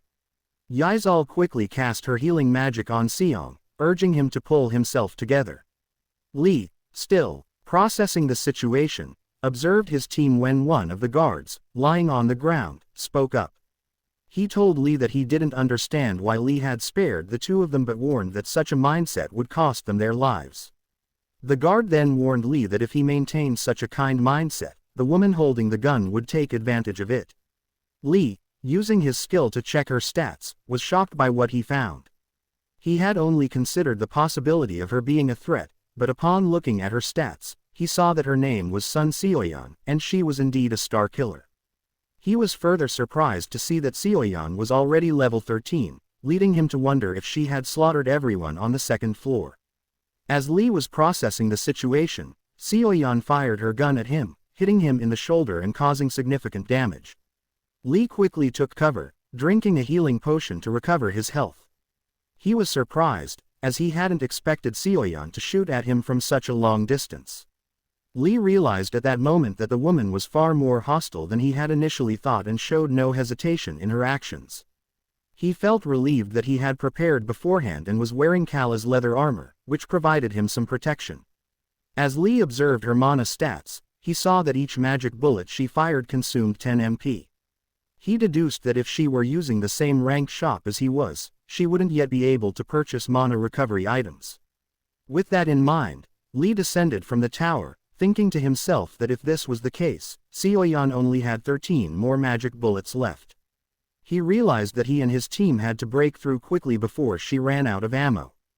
30 minutes earlier, one of the players had asked Lee how they were going to get past the bullets to reach the altar. Sachang responded, suggesting they find cover and advance in a zigzag pattern. Lee then added that the woman wouldn't be able to fire bullets capable of bringing Seong to the verge of death immediately. Since the bullet was a magic bullet, it would likely consume MP. Junho agreed, pointing out that the amount of MP the woman had left would be crucial. Lee agreed with Junho's assessment and advised everyone to be prepared to tank at least one bullet. Back in the present, when the bullet hit one of the players, he smiled, having been protected by his armor. Everyone then began charging toward the woman, and as they did, she fired a barrage of bullets in their direction. As Seoyeon observed the situation, she realized she wouldn't be able to finish off all of her opponents with her gun alone. She ordered her team to stop the enemies, and they began charging toward Lee and his group. Lee, assessing the situation, thought to himself that what happened next would determine the outcome of the battle. He recognized that if a fight broke out, some of his teammates would likely die due to the magic bullets, so they needed to reach the altar as quickly as possible. As the battle raged on, Lee was able to deflect all of the attacks coming his way. However, just as he was focusing on the fight, a bullet suddenly shot toward him.